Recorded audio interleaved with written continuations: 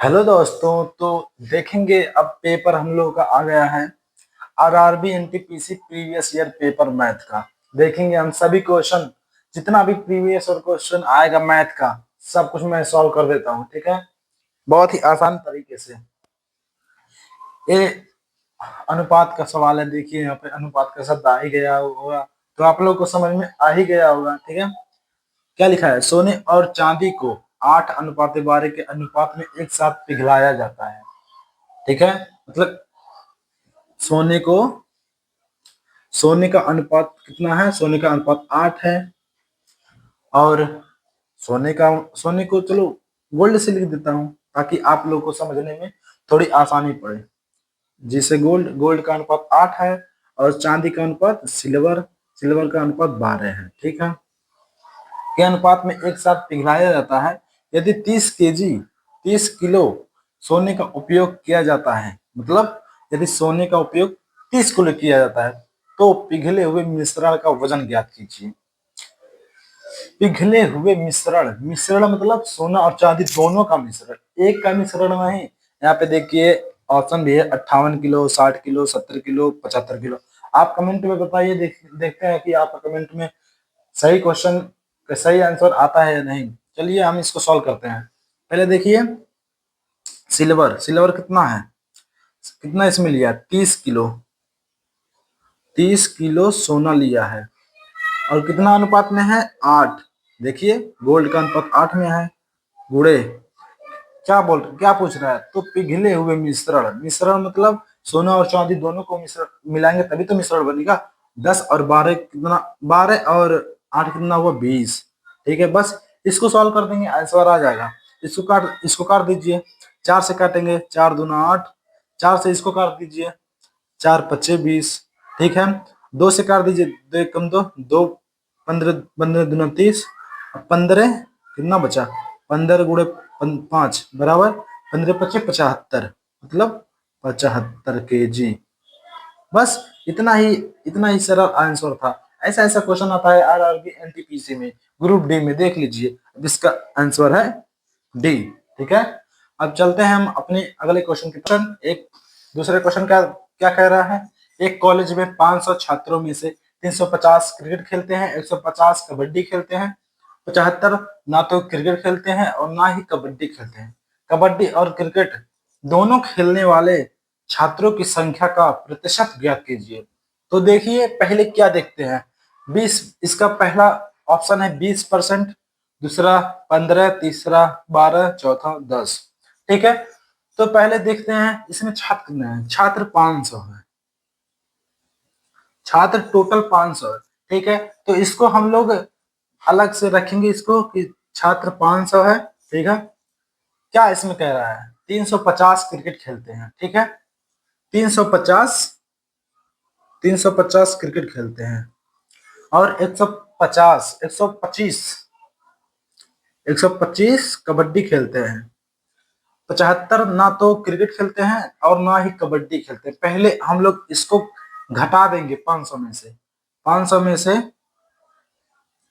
हम 75 घटा देंगे, कितना बचेगा? 425। ठीक है, 425 बचेगा। इधर इतने छात्र बचेंगे। तो क्रिकेट और कबड्डी इसको हम जोड़ेंगे, कितने लोग हुए? 475 लोग हुए। तो 475 लोग हुए, तो हम लोग यहाँ पर देख रहे हैं कि जब 75 लोग कोई कुछ कुछ खेलता ही नहीं है, ना कबड्डी खेलता है ना क्रिकेट खेलता है, तो 475 लोग कैसे आ रहे हैं कि क्रिकेट खेलते? 350 क्रिकेट खेलते हैं, 350 क्रिकेट खेलते हैं, 125 कबड्डी खेलते हैं।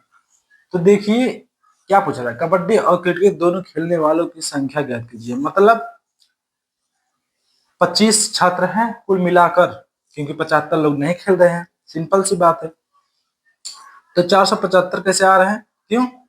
क्योंकि 50 ऐसे छात्र हैं जो कि उसमें वो एक जो 75 छात्र है वो कबड्डी भी खेलते हैं और क्रिकेट भी खेलते हैं। दोनों ही खेल खेलते हैं, इसीलिए वो दोबारा गिने जा रहे हैं, इसीलिए 475 हो रहा है। इसमें अंतर कितना आ रहा है? 50। मतलब 50 छात्र ऐसे हैं कि दोनों खेल खेलते हैं।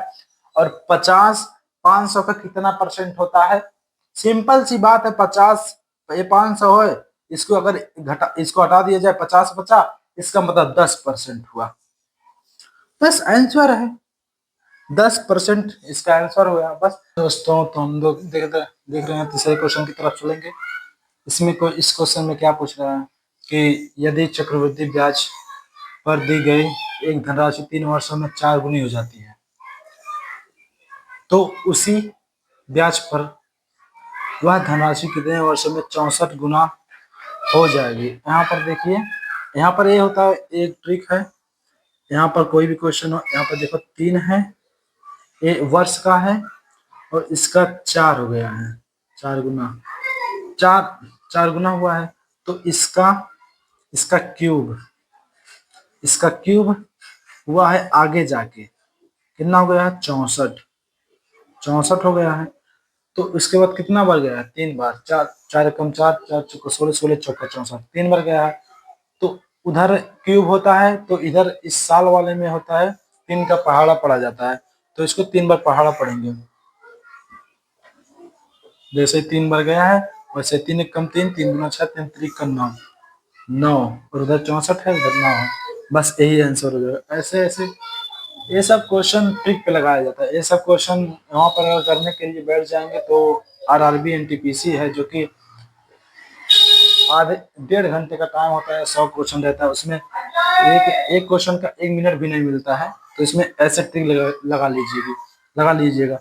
अगर यहाँ पर जो होगा उसका देखिएगा, उसका क्यूब बनेगा या स्क्वायर बनेगा कितनी बार। अगर स्क्वायर बनेगा 4 चक्का का 16 गुना होगा, तो यहाँ पर 2 ही बार पहाड़ा पड़ेगा, 3 गुना 6। ऐसे ऐसे इसमें किया जाता है। अगर ऐसा आया है, देखिए यहाँ पे 4 है, इसका क्यूब यहाँ पर बना है तो 3 बार गया, 4 4 को 4 4 चौका 16, 16 चौका 64, ऐसे क्यूब बना है तो यहाँ पे 3 का पहाड़ा पड़ा जाएगा। ऐसा क्वेश्चन आएगा।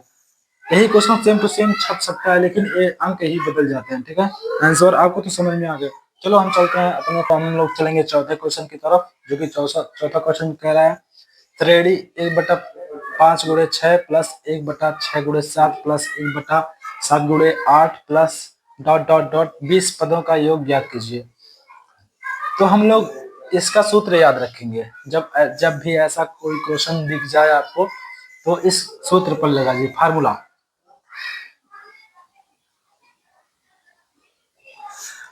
आपको याद रखना है 1/,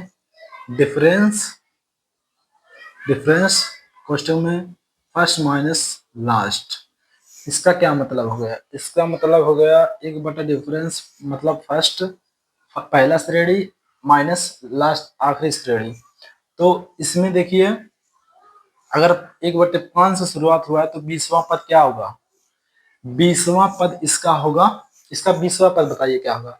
इसका 20वां पद होगा 1/24 गुणे 25। इसका यही ना होगा, 25 और 5 में 20 का तो ये अंतर है, तो 20 पदों का योग मतलब 20वां पद 1/24 गुणे 25 होगा।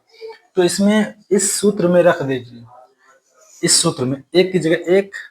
अब देख लीजिए इसके नीचे का डिफरेंस क्या है, 5 और 6 में डिफरेंस कितना है? 1 है, तो 1 रहेगा कोष्टक में। फर्स्ट पहला श्रेणी कितना है? देखिए पहला श्रेणी यही है, पहला श्रेणी यही होगा। अगर इसको आप डिवाइड करेंगे 1/5 गुणे 1/6 ही तो लिखेंगे, तो ये पहला श्रेणी है 1/5, उसके बाद माइनस रहेगा लास्ट पद। ये लास्ट पद देखिए यहाँ पे 1/25 लास्ट पद, तो यहाँ पे 1/25 लिखेंगे। ठीक है, अब बस इसको हल कर दीजिए, बस आंसर आ जाएगा। एक एक तो कट गया, एक ही बचा, कोई मतलब नहीं। अब इसको इसका लहसन निकालेंगे तो नीचे 25 आएगा, यहाँ पे 25, यहाँ पे 5 से गुणा ऊपर करेंगे, क्योंकि बराबर करने के लिए आपको लहसन निकालने आता ही होगा। तो यहाँ पे 5 ऊपर 5 आ जाएगा, फिर -1, फिर कितना बचेगा 4/25। अब इसको हल कर दीजिए, बस इसको नॉर्मल हल करने के लिए ऊपर नीचे 4 से गुणा कर दीजिए, 4 से गुणा कर दीजिए। ऊपर हो जाएगा 4 चौका 16 हो जाएगा, नीचे हो जाएगा 100 करने के लिए हम लोग 4 से गुणा किए हैं। ठीक है, तो अब यहाँ पे दो अंक के बाद उसमें 100 से 16 भाग दे दीजिए। कितना बचा 0.16। बस यही आंसर हो गया। इतना इतना आसान क्वेश्चन आता है। पांचवें क्वेश्चन की तरफ। पांचवें क्वेश्चन में क्या दे रहा है, वह बड़ी से बड़ी संभव संख्या, संभव लंबाई ज्ञात कीजिए जिसका उपयोग 220 सेंटीमीटर, 260 सेंटीमीटर और 300 सेंटीमीटर की लंबाइयों को पूर्णतः मापने के लिए किया जा सकता है। इसका मतलब इसमें क्या दे रहा है, इसमें एलसीएम या एचसीएफ मांग ही रहा है, क्योंकि ये तीनों को काटेगा तो या तो एलसीएम होगा या तो एचसीएफ। तो पहले हम लोग ऑप्शन में देखेंगे, बहुत छोटी छोटी संख्या दिया गया है, इसका मतलब एचसीएफ ज्ञात करने के लिए बोल रहा है। ठीक है, तो पहले से इसमें से कोई भी सबसे बड़ी संख्या इसमें से ढूंढनी है। 25। 25 किसको काट देगा, 25 इसको नहीं काट पाएगा, इसको भी किसको काट देगा, इसको नहीं काट पाएगा, तो 25 को छोड़ दो, ऐसे छोड़ दो 25 को। फिर 20 से काटो, 20 से कौन कौन सी संख्या कट जाएगी देखो,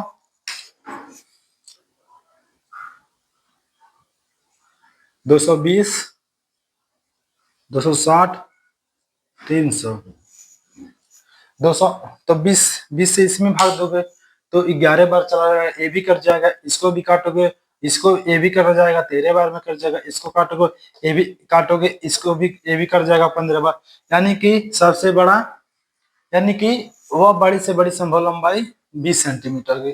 ठीक है, तो हम लोग चलते हैं अपने सातवें क्वेश्चन की तरफ। सातवें क्वेश्चन में क्या दे रहा है, 108, 288 या 360 का एचसीएफ ज्ञात कीजिए। इसका एचसीएफ ज्ञात करने के लिए हम लोग क्या करेंगे, इन सब से देखिए कि इन सब में कौन सा पहाड़ा जाएगा, पहाड़ी में कौन सा। 108 कितने के पहाड़े में आता है, 18 के पहाड़ में आता है कि नहीं आता है, देख लीजिए। तो देखिए, इससे पहले अंतर निकालिए, इसको हम अंतर विधि से हल करेंगे।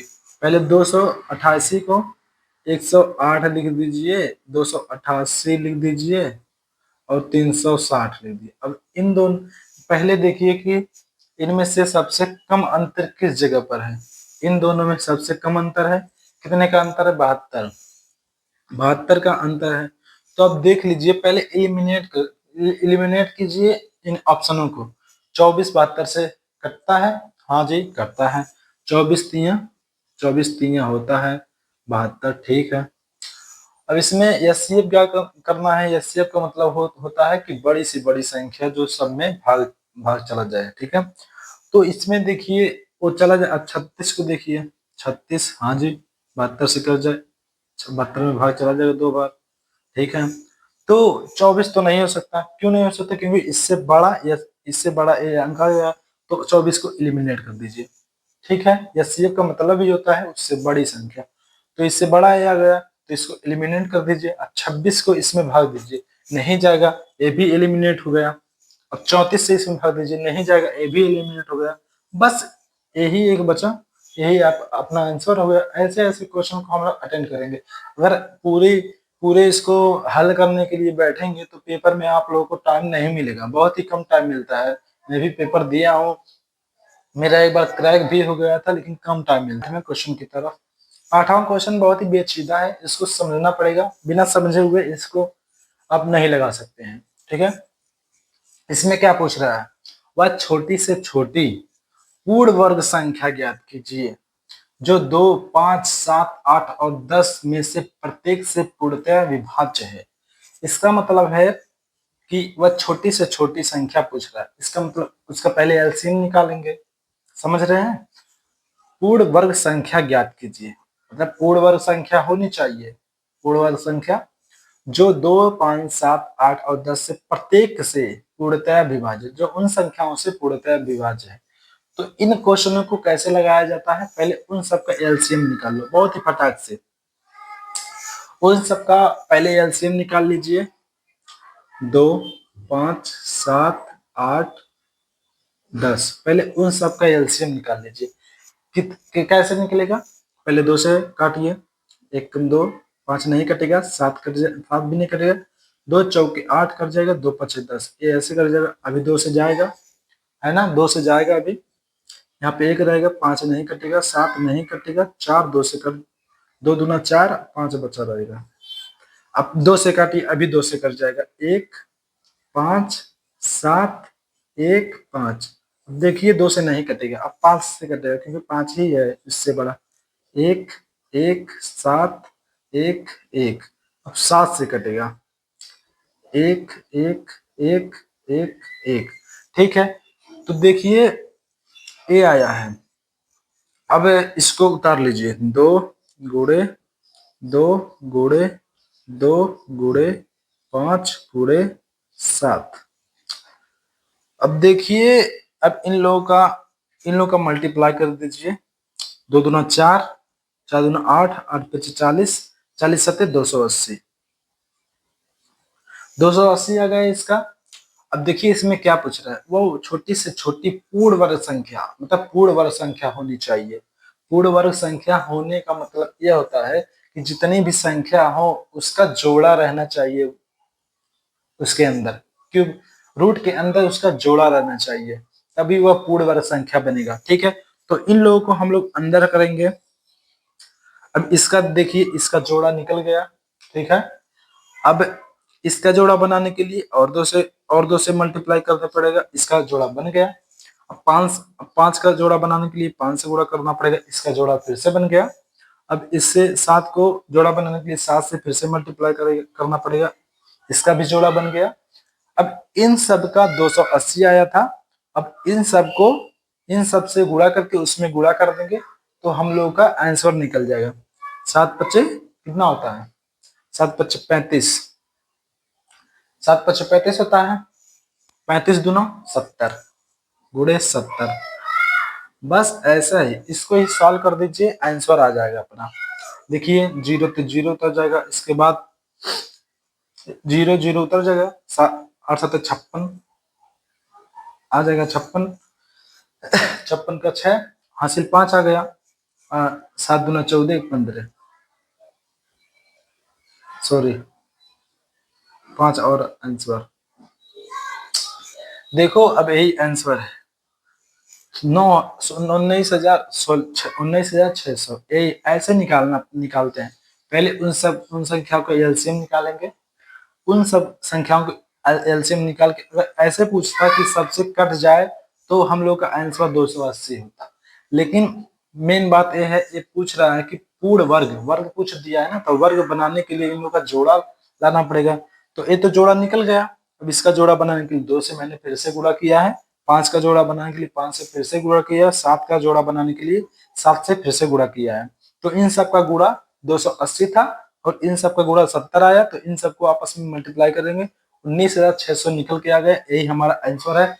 ऐसे ऐसे क्वेश्चन को ऐसे ऐसे लगाया जाता है। अगर समझ में आया तो लाइक जरूर करना, अगर नहीं समझ में आया हो तो कमेंट कर देना, मैं इस ऐसे ऐसे क्वेश्चन को पूरा विस्तार से समझाने के लिए दूसरा वीडियो डाल दूंगा, ठीक है। चलो, नवा क्वेश्चन क्या पूछ रहा है, नवा क्वेश्चन पूछ रहा है कि एक निश्चित साधारण ब्याज की दर पर एक धनराशि क्रमशः 5 वर्ष बाद बढ़कर 7,500 और 7 वर्ष बाद बढ़कर 9,700 हो जाती है। वार्षिक ब्याज की लगभग दर ज्ञात कीजिए। तो हम लोग पहले इसको ज्ञात करने के लिए पहले हम लोग ब्याज देखेंगे कि ब्याज कितना मतलब एक साल में कितना परसेंट ब्याज लग रहा है, और इसका मूलधन पहले ज्ञात करना पड़ेगा। देखिए पहले निकालेंगे हम लोग 5 वर्ष बाद, मतलब देखो 5 वर्ष बाद 7,500 आया, और 7 वर्ष बाद 9,200 आया।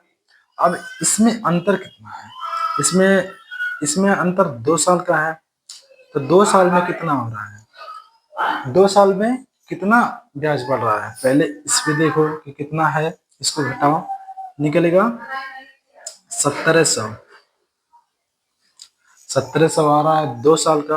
तो 1 साल का कितना हुआ, 1 साल का हुआ 850, 1 साल का 850 हुआ। तो हम लोग ज्ञात कर लिए हैं कि 1 साल में 850 रुपया लगता है साधारण ब्याज, और साधारण ब्याज में हमें कंपाउंड इंटरेस्ट, एक कंपाउंड इंटरेस्ट नहीं, साधारण सिंपल इंटरेस्ट है, इसमें साधारण ही चलता रहता है। 850 1 साल का आ गया। अब इसमें हम लोग देखेंगे, अब मूलधन निकालेंगे। जब 1 साल का इतना है तो इसको उठा लीजिए। 5 साल में 7,550 है। तो हम लोग पहले हम लोग इसमें से मूलधन निकालेंगे। जब 1 साल में 850 लग रहा है तो 5 साल में कितना ब्याज लगेगा, इसको गुणा कर लीजिए। तो इसको के खोल दे लबक। तो इसमें से 5 साल में अगर 7,550 है, 1 साल में इतना है तो 5 साल में कितना होगा। 5 साल में देख लीजिए, 8 से 850 में, और कितना 1 साल में ये निकला है। अब इससे 5 से गुणा कर दीजिए तो 5 साल का निकल जाएगा, क्या ब्याज निकल जाएगा। 5 0 0 5 5 25 हासिल 2 8 पे 40 2 42 4,250 ये ब्याज है। ये क्या है, ये सिर्फ ब्याज है। अब इसमें से ये मिश्र धन है, क्योंकि इसमें ये मूलधन है और ब्याज भी लगा हुआ है, 5 साल में ये मिलाया हुआ है। तो इसमें से हम ब्याज घटा देंगे तो हम लोग को मूलधन प्राप्त हो जाएगा। तो हम लोग चलो ब्याज को घटा लिया जाए। ब्याज को घटाएंगे तो यहाँ पे हम लोगों को क्या प्राप्त होता है, हम लोगों को प्राप्त होगा, ये हम लोगों को प्राप्त हो गया। ठीक है, कितना कितना प्राप्त हुआ, 3,250। ये हमारा मूलधन है और हम लोग का ये ब्याज है। तो हम लोग अब परसेंटेज में निकालना है, क्या ब्याज निकालना है। तो 850 बटा 3,250 गुणे 100, बस इसको हल कर लेंगे तो इसमें आपको पता चल जाएगा क्या। चलिए हम आपको हल करके दिखा रहे हैं। ठीक है, तो इसको हटा दीजिए। ठीक है, 5 से काट दीजिए, 17 बार जाएगा यहाँ पे। और इसको काटेंगे तो कितनी बार जाएगा, इसको काटेंगे तो 65 बार जाएगा। आपको जोड़ लीजिएगा, काट लीजिएगा। 5 से काटेंगे 65 बार जाएगा। अब इसको इसमें से इसमें भाग देने में दिक्कत हो रही होगी, तो इन दोनों ऊपर नीचे 2 से गुणा कर दीजिए।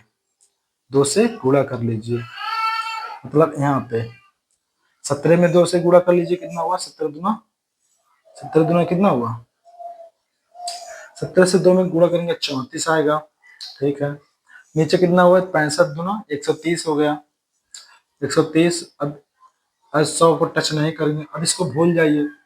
अब 13 से 34 में भाग दीजिए, 13 दूना 26, 26 जब निकल जाएगा 34 में से 8 बचेगा। अब 8 है और 0 1 बचेगा, तो इससे भाग दीजिए 80, तो 6 बार जाएगा, 6 दशमलव समथिंग आएगा। तो 26 दशमलव समथिंग आएगा इसमें। तो यहाँ पे देख लीजिए एक ही ऑप्शन है, 26.2%, यही इसका आंसर है। ऐसे ही क्वेश्चन आते रहते हैं पेपर में और बहुत ही आसानी, लेकिन थोड़ा ट्रिकी रहते हैं। इसमें आपको थोड़ा दिमाग कैलकुलेशन में लगाना पड़ेगा। आपकी कैलकुलेशन बहुत ही प्रैक्टिस में होनी चाहिए, तभी ऐसे ऐसे क्वेश्चन लग जाएंगे। ठीक है।